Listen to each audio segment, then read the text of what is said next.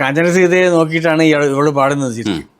പക്ഷേ രാമനാണ് അവിടെ പ്രതിഭ, സീതയാണ് ആക്റ്റീവായിരുന്നത്.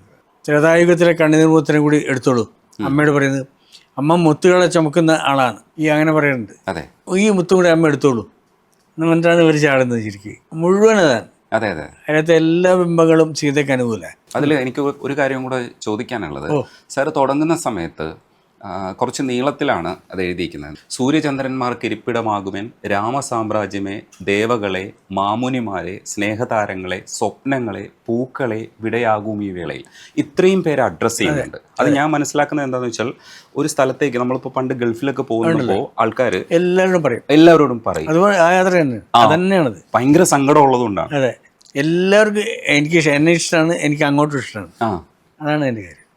പൂക്കളോടും എല്ലാവരോടും അതെ, എല്ലാവരെയും അഡ്രസ്സ് ചെയ്യുക. അത്രയും വേദനയുണ്ട് അവൾക്ക്. അതെ, സൂര്യൻ അസ്തമിക്കാത്ത സാമ്രാജ്യമാണ്. അതിൽ മുഴുവൻ എനിക്ക് ഇഷ്ടപ്പെട്ട ആൾക്കാരാണ്. അതാണ് പറയുന്നത്. അതെ, അത് എനിക്കും അതെ. നിങ്ങൾ നോക്കിയിട്ടുണ്ടാവും, ഇപ്പോൾ ഇവിടെ എൻ്റെ ആദ്യവസാനത്തിൽ വന്നിട്ടുള്ള ആ പയ്യനുണ്ടല്ലോ, അവൻ 16 കൊല്ലമായി എൻ്റെ കൂടെ. അവൻ അസൽ മുസ്ലിമാണ്. ഇവിടെ പൂജക്ക് ഉള്ള പൂക്കൾ വരെ അവനാണ് കൊണ്ടിരുന്നത്. എൻ്റെ വാക്കും പ്രവൃത്തിയും ഒന്നാകണമെന്ന് വിശ്വസിക്കുന്ന ഒരാളാണ് ഞാൻ. ഈ മതേതരത്വം പറയുന്നുണ്ടെങ്കിൽ അത് എൻ്റെ വീട്ടിലാണ് ആദ്യം വേണ്ടത്.